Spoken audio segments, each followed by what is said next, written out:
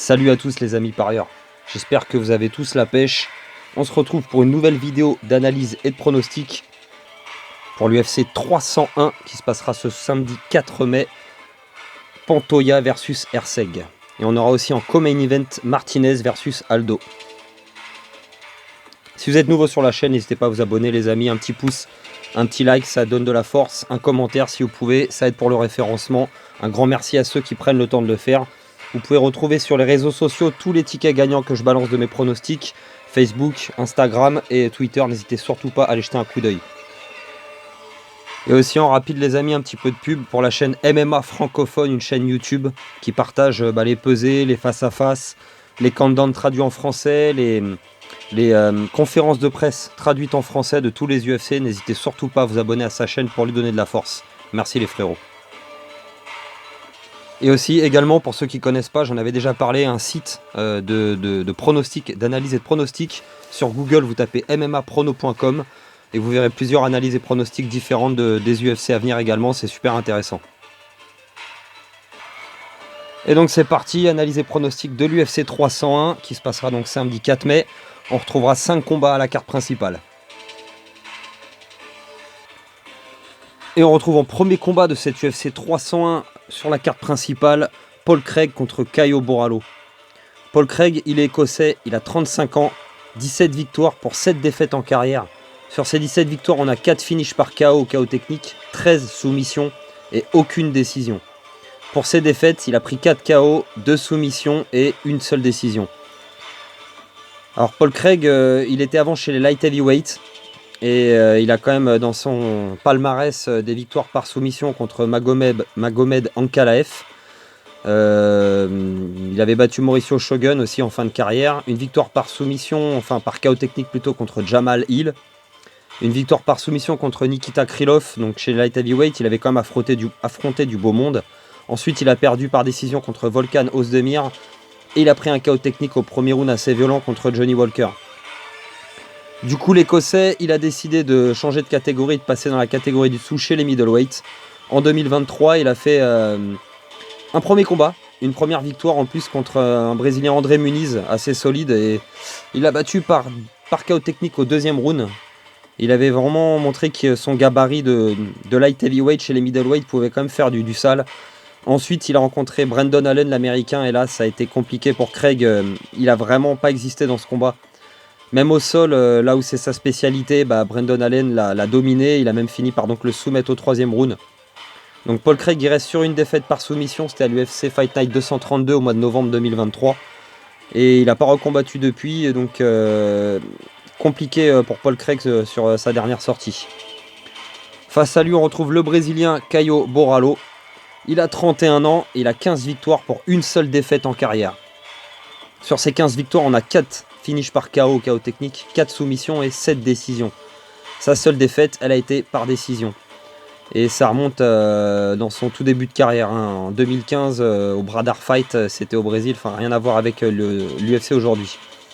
Il arrive au Dana White Contender en 2021, le Brésilien. Il a ensuite enchaîné une victoire à l'UFC Open 34 en 2022 par soumission. Ensuite, il a battu Armen Petrosyan par décision en juillet 2022. Il a battu Mahmoud Mouradov par décision également au mois d'octobre 2022.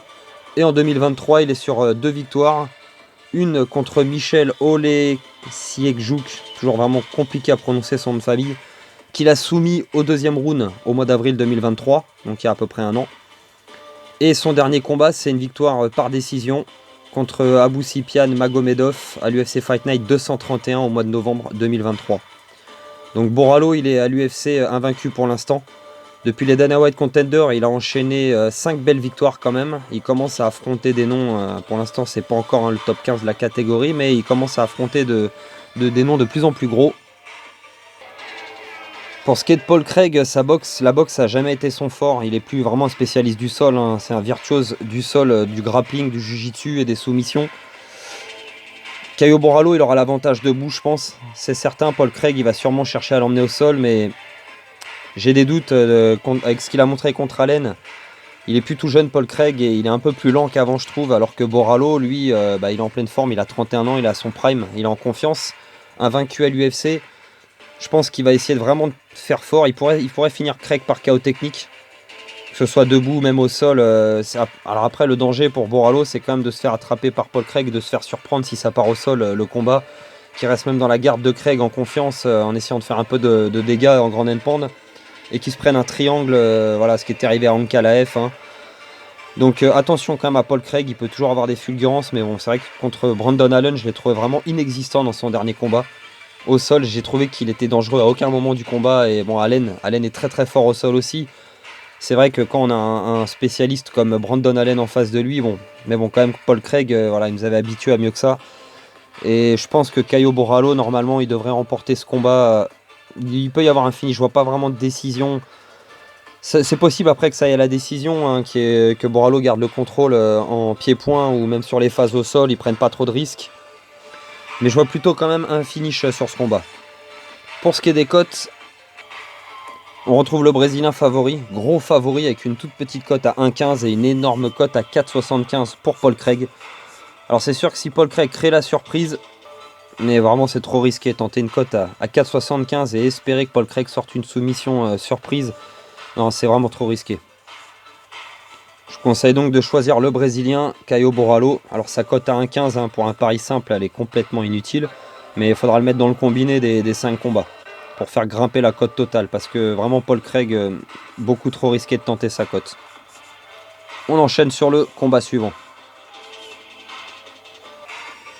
Et en deuxième combat, on retrouve ensuite catégorie middleweight, Michel Pereira contre Ior Potieria. Alors Michel Pereira, il est brésilien, il a 30 ans, 30 victoires pour 11 défaites en carrière. Il a un énorme palmarès, le brésilien. Sur les 30 victoires, on a 11 KO technique, 8 soumissions et 11 décisions. Sur les défaites, un seul KO technique, une soumission et 8 décisions. Compliqué à finir et beaucoup de finish aussi hein, pour le brésilien, donc très complet Michel Pereira. Il est sur une série, une belle série de victoires, parce quand il avait commencé à l'UFC en 2019, avec une victoire au premier round par KO très spectaculaire, il a enchaîné contre Tristan Connelly, il avait perdu par décision parce qu'il avait fait un peu trop le con dans le premier round. Il avait manqué de cardio dans le round 2 et 3.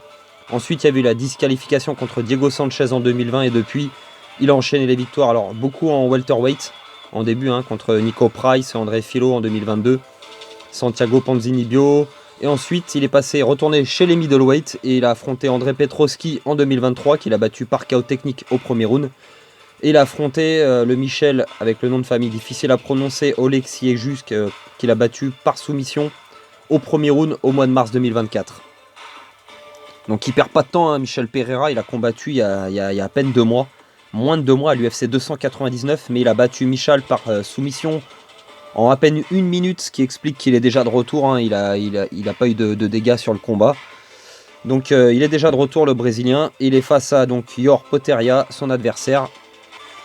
Il vient d'Ukraine, il a 27 ans, 20 victoires pour 5 défaites en carrière. Sur ces 20 victoires, on a 9 finishes par KO technique, 6 soumissions et 5 décisions. Et pour ses défaites, sur 5 défaites, il en a 4 par KO technique et 1 décision. Son dernier combat, c'est une victoire contre Robert Bryczek. C'était à l'UFC Fight Night 236 au mois de février 2024, donc il n'y a pas longtemps également. Et il a battu Robert Bryczek par décision unanime en 3 rounds. Avant ça, il était sur 2 défaites. Potieria, il avait perdu contre Rodolfo Bellato par KO technique au 2e round au mois de décembre 2023. Et par KO technique contre Carlos Sjöberg, c'était au mois de mai 2023. Il avait battu Mauricio Shogun Rua par KO technique au mois de janvier 2023. Mais Shogun, c'était son dernier combat. Il avait plus de 40 ans, il était en fin de carrière, fatigué avec toutes les guerres qu'il avait menées. Donc c'était pas vraiment une victoire significative. Et avant ça, il avait une autre défaite à l'UFC 277, également par KO technique au mois de juillet 2022. Donc Potieria, sur ses 5 derniers combats, il y a 2 victoires, une contre Shogun qui n'est pas vraiment significative. Par contre, son dernier combat contre Robert Bryczek, il a quand même été assez sérieux sur le combat. Il s'est montré solide en grappling comme en pied-point Ior Potieria. Donc il progresse, il a que 27 ans, il est jeune encore. Hein. Il progresse de combat en combat, mais Michel Pereira, je pense que ça va être compliqué pour lui. Michel Pereira, il est complet aussi. Et je pense que Potieria, debout, je pense pas qu'il aura l'avantage en striking. Comme je pense pas qu'il aura l'avantage si jamais il essaye de lutter contre Pereira aussi. Pereira, il est capable de soumettre. Il a 8 soumissions sur ses finishes. Comme il a 11 KO technique, il est vraiment complet Pereira. Et je pense que vraiment Potieria, il a, à moins d'un lucky punch ou peut-être vraiment d'une soumission, voilà, si Pereira fait une erreur ou quoi que ce soit, ou qu'il lui offre l'opportunité, voilà, de remporter ce combat, je pense qu'il va dominer les débats. Et je vois même un finish pour Pereira. Je pense qu'il est capable de finir ce combat. Ça pourrait être par KO technique, debout, ou même ça pourrait être une soumission éclair aussi. Ouais, c'est possible. Un Pereira, il est vraiment complet. En tout cas, je vois un finish. Je pense pas qu'il y ait une décision sur ce combat. Pereira, il est en pleine confiance. Et je le vois bien essayer d'attaquer très fort dès le début. Et être capable de surprendre Yor Potieria, qui sera à mon avis plus lent et moins, voilà, il a moins de skills que Pereira, et je pense qu'il va être dépassé à un moment donné, et que ce soit voilà, au sol ou debout. En striking, je vois pas de clé je vois pas de clé dans la victoire pour l'Ukrainien. Ça me paraît vraiment compliqué. Pour ce qui est des cotes, on retrouve Michel Pereira favori sans surprise, mais avec une toute petite cote à 1,13 et une énorme cote à 5,10 pour Yor. Et vraiment, les pronostiqueurs, ils s'y trompent pas, hein. C'est une cote encore plus grosse que celle de Paul Craig pour le combat précédent. Comme je vous le disais juste à l'instant, sur l'analyse, pour moi, il y a vraiment peu de chances pour l'Ukrainien de remporter ce combat, très peu de chances. Tout est possible en MMA après, on a déjà vu une cote similaire d'Israël Adesanya face à Strickland, c'était à peu près la même chose. Et Strickland, il a remporté le combat, mais là, non. Là, je pense pas qu'il va se passer la même chose, où on va voir Potieria dominer Pereira pendant 3 rounds et qu'il va choquer, il va nous choquer. Non, je ne pense pas. Donc je vous conseille bien évidemment de choisir le Brésilien. Alors pareil que pour le combat précédent, une cote trop basse pour faire un pari simple dessus, ou même pour un combiné de 2 pour l'instant, ça sera pour le combiné des 5 combats, ça fera grimper la cote totale. Mais voilà, Potieria, la cote à 5,10, trop risqué les amis, vous laissez pas tenter, vraiment, pour moi il a tout, on peut pas dire pratiquement aucune chance, il a des chances, mais ça va être très compliqué pour lui face à Michel Pereira. On enchaîne sur le combat suivant. On retrouve ensuite en troisième combat catégorie light heavyweight, on retrouve Anthony Smith contre Vitor Petrino. Anthony Smith, il est américain, il a 35 ans. C'est un gros palmarès pour Smith, 37 victoires pour 19 défaites. 37 victoires, donc 20 par KO technique, 14 par soumission et 3 décisions seulement pour Anthony Smith. Énormément de finish. Pour ses défaites, 11 défaites subies par KO technique, 4 par soumission et 4 décisions. Et malheureusement pour Anthony Smith, son dernier combat, c'est une défaite par KO technique au 3e round. C'était contre Khalil Rountree Jr. à l'UFC Fight Night 233 au mois de décembre 2023. Avant ça, il était sur une split decision contre Ryan Spann au mois d'août 2023. Et pour moi, c'était un vol. Anthony Smith avait perdu ce combat, je l'aurais donné à Spann. C'était vraiment, je trouvais que c'était un vol. Et avant ça, on remonte en mois de mai 2023, il y a un an en arrière, il avait perdu par décision contre Johnny Walker. Et au mois de juillet 2022, il avait perdu par KO technique contre Magomed Ankalaev. Sa dernière victoire avant ça remontait au mois de septembre 2021 par soumission contre Ryan Spann. Et avant ça, une victoire par KO technique contre Jimmy Crute. Mais vous voyez, il faut remonter au mois d'avril 2021, donc ça fait déjà 3 ans. Aujourd'hui, Anthony Smith, c'est compliqué parce qu'il a déjà 35 ans, il a subi beaucoup de guerres. Il a aussi affronté John Jones à l'époque pour le titre en 2019. À partir de là, ça n'avait plus vraiment été le même, comme souvent quand des adversaires de John Jones se l'affrontent, ils sont plus les mêmes derrière. Il avait quand même battu Gustafsson en 2019 après, mais bon, après ça avait été compliqué, défaite contre Teixeira, Rakic. Voilà, ça avait parcours compliqué pour Smith chez les light heavyweight. Il est à l'UFC maintenant depuis un sacré moment. Ça remonte à il y a plus de 10 ans, il me semble, ou ça doit bien faire 10 ans tout pile. Je crois que son premier combat c'était en 2000. Ah non, je dis des bêtises, c'était en 2016. C'était en 2016, ça fait pas 10 ans, mais pas loin, ça fait déjà 8 ans.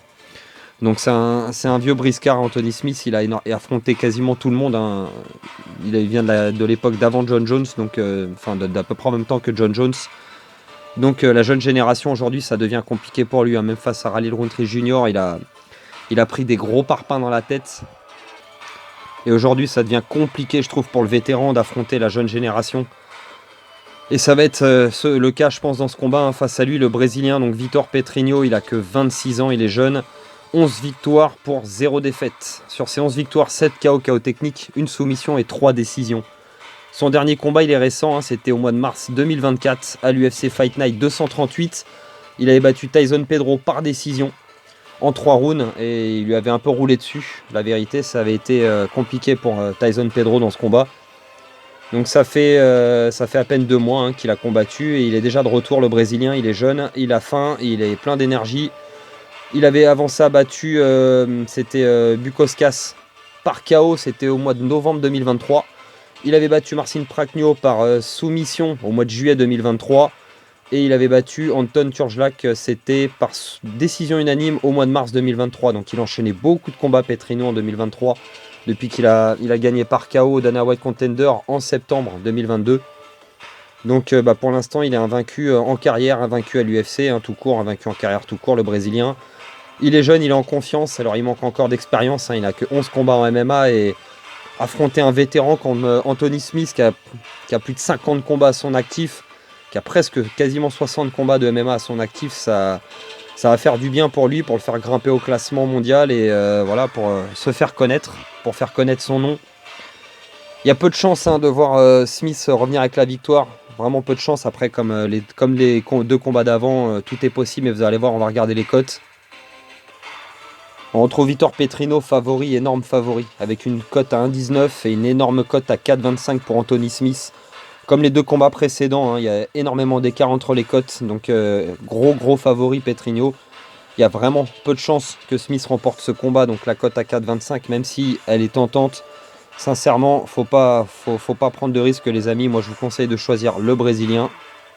Alors comme les 2 combats d'avant, la cote est beaucoup trop basse pour un pari simple. Elle pourrait être bien également comme les 2 dans le combiné des 5 combats, comme les 2 combats précédents, vous combinez les 3 ensemble. Sinon ouais, peut-être les 3 petites cotes combinées ensemble, ça peut être pas mal, mais bon, ce sera pas ouf.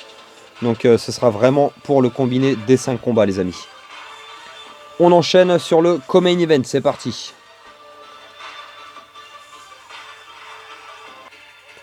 Et on retrouve en co-main event, combat catégorie Bantamweight, José Aldo Jr. contre Jonathan Martinez. Alors José Aldo, il est brésilien, il a 37 ans, je pense que tout le monde le connaît, ancien champion featherweight de l'UFC. Il a 31 victoires pour 8 défaites. Alors le combat il se passe en bantamweight, même s'il était featherweight, il a descendu de catégorie maintenant José Aldo.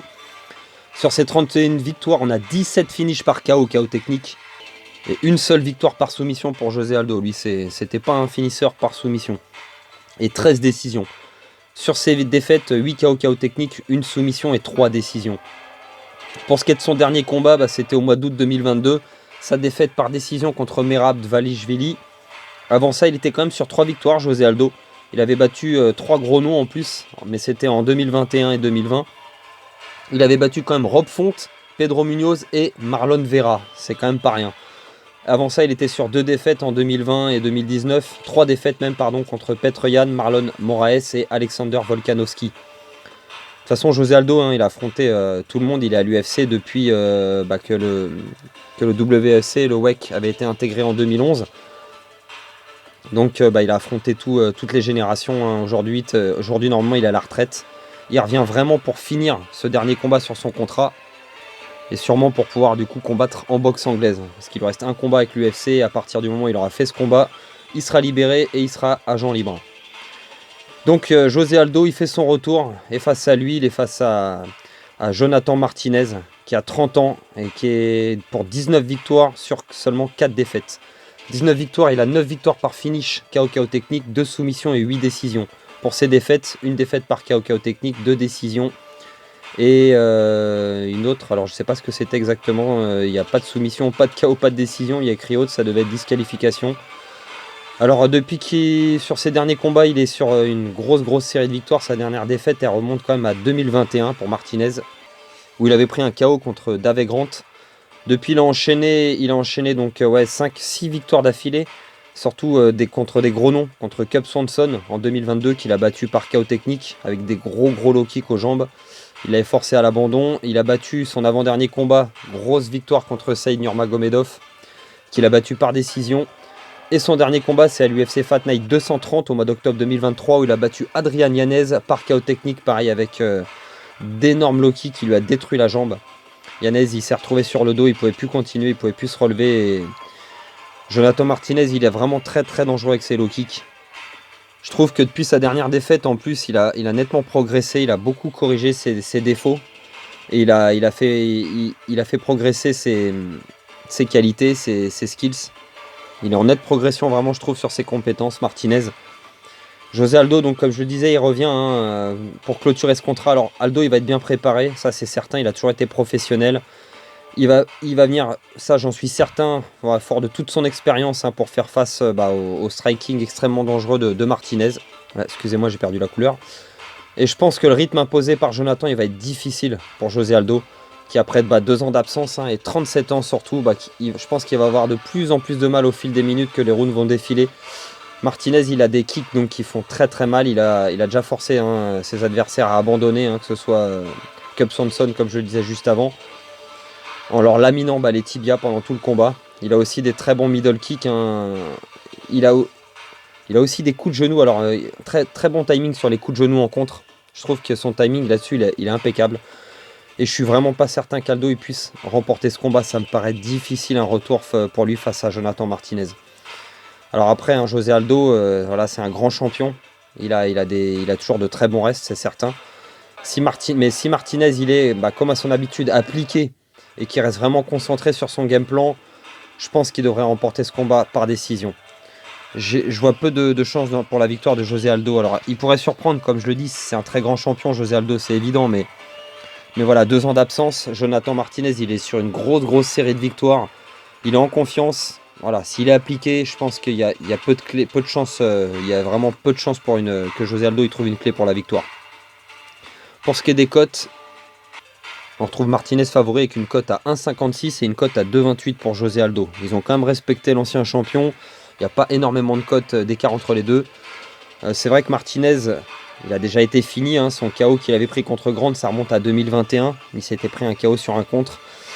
José Aldo, il a quand même ses chances. Hein, il a le KO power dans les points. S'il touche Martinez au menton, il pourrait l'endormir. Mais non, vraiment, j'y crois pas vraiment. Et pourtant, j'adore José Aldo. Ça me fait même plaisir de le revoir pour un dernier combat.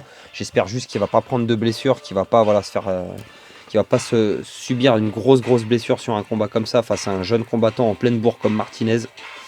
Je vous conseille donc de choisir Jonathan Martinez.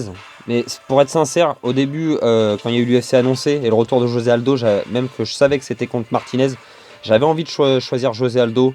J'avais envie d'y croire, mais je me suis refait les combattants de Martinez, la plupart de ses derniers combats. Non, et là, je suis revenu à la réalité. Il est vraiment trop solide debout, je pense, trop appliqué. Et Aldo, ça risque de faire un peu comme contre Petr Yan. Je pense qu'il va être dépassé par la puissance et la jeunesse de son adversaire. Mais je pense qu'il va tenir quand même jusqu'à la décision. C'est un 3 rounds. Je pense pas qu'il y aurait de finish. Les low kicks, Aldo, il sait les faire aussi. Donc je pense qu'il va savoir les contrer.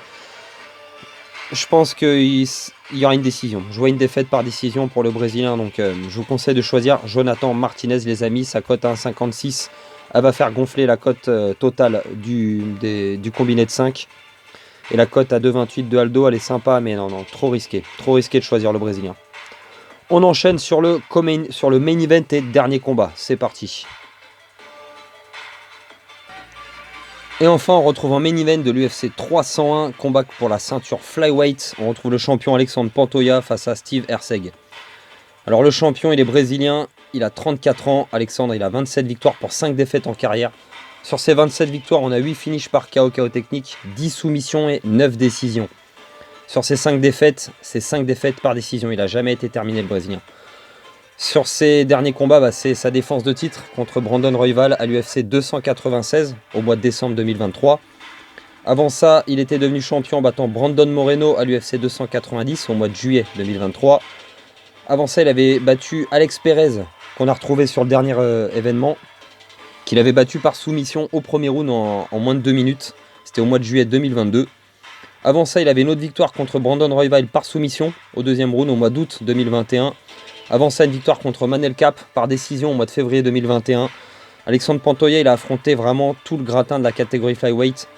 Et avant ça, on remonte en 2020 pour retrouver une de ses défaites à l'UFC par décision. Il avait perdu contre Askar Askarov. Il avait battu Machnel par KO au mois de décembre 2019. On remonte quand même 5 ans en arrière. Et il avait une défaite par décision au mois de juillet 2019 contre Davidson Figueiredo. Donc vous voyez, il a affronté tous les anciens champions de la catégorie, hein, Figueiredo, Moreno. Il a battu 2 fois le dangereux contender Brandon Royval. Donc c'est vraiment du solide, hein, Pantoja. Excusez-moi, j'ai la gorge un peu flinguée, il est 4h du mat quand j'enregistre. Et j'ai la gorge niquée à cette heure-ci. Ensuite, on retrouve donc face à lui son adversaire, Steve Erceg. Steve Erceg, il est australien, il est jeune, il a 28 ans, 12 victoires pour pour une seule défaite en carrière, pardon, donc 13 combats seulement. Sur ces 12 victoires, on retrouve sur les 12 victoires 2 finishes par KO technique, 6 soumissions et 4 décisions. Sa seule défaite, elle a été par décision. Sa seule défaite, faut remonter en 2017, c'était largement avant l'UFC, donc ça remonte à très longtemps. Il a intégré donc l'UFC très récemment, l'année dernière, au mois de juin 2023, il y a moins d'1 an. Et il a battu David Dvorak par décision. C'était un Fight of the Night. Après, il a enchaîné contre Alexandro Costa par décision unanime également. C'était au mois de novembre 2023. Et son dernier combat, c'est une victoire par KO au deuxième round contre Matt Schnell. Les 3 adversaires qu'il a eu, Steve Erceg, c'était pas non plus des adversaires du niveau de ceux de Pantoja. Si on regarde David Dvorak, il était sur 2 défaites avant de rencontrer Steve Erceg. Dvorak avait perdu par décision contre Matheus Nicolò et contre Manel Kape, par décision également. Donc il était sur 2 défaites avant de rencontrer Steve Erceg. Alexandro Costa, c'est pareil, il me semble qu'il était sur... avant de rencontrer Steve Erceg, ah non, il était sur une victoire, pardon, mais il avait enchaîné... il était sur une victoire, mais il sortait d'une défaite juste avant 2022 contre Amir Albazi, qui est un top de la catégorie aussi. Et Matt Schnell, il a déjà perdu par KO contre Pantoja aussi. Et avant de rencontrer Steve Erceg, Matt Schnell, il était sur une défaite par KO contre Matheus Nicolò également. Il avait perdu par soumission contre Brandon Royval au mois de mai 2022.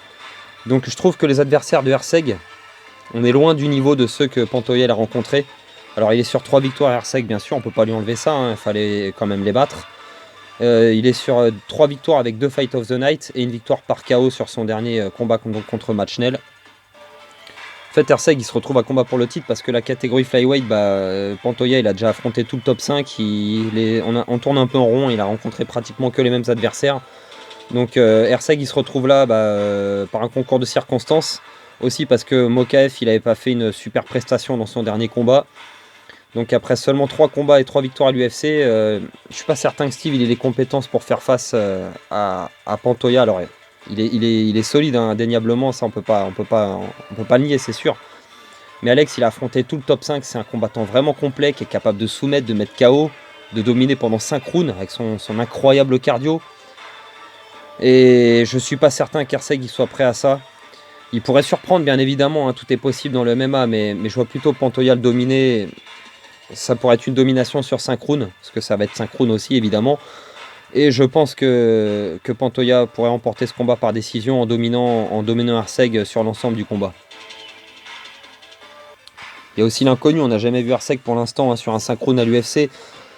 Donc est-ce qu'il va être capable de tenir le rythme? Pantoja, il impose un rythme quand même assez soutenu, hein, même s'il a montré des petits signes de fatigue sur son dernier combat. C'est parce que Royval, hein, c'est pareil, Royval c'est une foudre aussi, il est capable d'enchaîner pendant 5 rounds, il l'a montré, hein, sur les 2 derniers rounds, Royval il était présent. Erceg, on a l'inconnu là-dessus et je trouve que c'est trop risqué vraiment de choisir Erceg sur ce combat-là. On va regarder les cotes. On retrouve du coup le champion favori avec une cote à 1,46 et une belle cote à 2,53 pour le challenger. Mais ça peut être tentant, il peut créer la surprise Erceg, hein, tout est possible en MMA, on l'a déjà vu, mais... j'y crois pas trop, vraiment, je n'y crois pas. Mais comme je le disais juste avant, je pense que c'est trop tôt pour lui. Il est projeté trop tôt face au champion et j'ai du mal à voir la surprise arriver. Je conseille donc de choisir Pantoja, les amis. C'est beaucoup trop risqué, je pense, de choisir Steve Erceg. Et même si sur les 5 combats qu'on a, on a des cotes assez basses, ça peut être pas mal pour le combiné des 5 et après en essayant de combiner des petits combinés de 3 cette semaine, je pense. Les combinés de 2, je pense que ça va être trop bas. Donc si vous voulez tenter Erceg, hein, à vos risques et périls les amis, mais vraiment moi je vous le déconseille. Voilà, on en a terminé, c'était le dernier combat, on a terminé avec l'analyse et pronostic de cette UFC 301 qui se passera donc samedi prochain, le 4 mai. J'espère que ces pronos vont être bonnes pour attraper un peu le mois d'avril. Il faut que j'essaie de faire bien mieux sur le mois de mai. On se retrouvera la semaine prochaine pour une nouvelle vidéo d'analyse et de pronostic pour l'UFC On ESPN numéro 56, où on aura à la carte principale Derek Lewis contre Rodrigo Nascimento. Et je vais vous sortir également dans la semaine une vidéo top 20 des plus grands champions de l'UFC que j'ai fait. Je me suis pris à faire des petites vidéos top 10 pendant les 15 jours où il n'y avait pas d'UFC. J'avais fait un top 10 des meilleurs moments du MMA et des meilleurs moments du Pride. Je sais pas si vous les avez vus. N'hésitez surtout pas à les regarder. Ils sont sur la chaîne YouTube. En tout cas, voilà, on a fait le tour. N'hésitez pas à vous abonner, les amis, si ce n'est pas déjà fait, à lâcher un petit pouce sur la vidéo pour récompenser mon travail. Je passe beaucoup de temps pour créer toutes ces vidéos. Et un petit pouce, ça suffit. C'est une récompense pour moi. Ça fait vraiment plaisir. Vous pouvez retrouver sur les réseaux sociaux et les liens ils sont dans la description de la chaîne. Voilà, en tout cas, il est temps d'arrêter là. J'arrive plus à articuler. Il me reste plus qu'à vous dire de faire très attention avec les paris sportifs, les amis. C'est dangereux et risqué. Jouez toujours de façon ludique et réfléchie. De l'argent que vous pouvez vous permettre de perdre. C'est bien entendu interdit aux moins de 18 ans. Et si jamais vous êtes en détresse d'argent, n'hésitez surtout pas à appeler le numéro qui est affiché à l'écran pour vous faire aider. Sur ce, je vous souhaite une très bonne soirée et je vous dis à la semaine prochaine. Ciao à tous.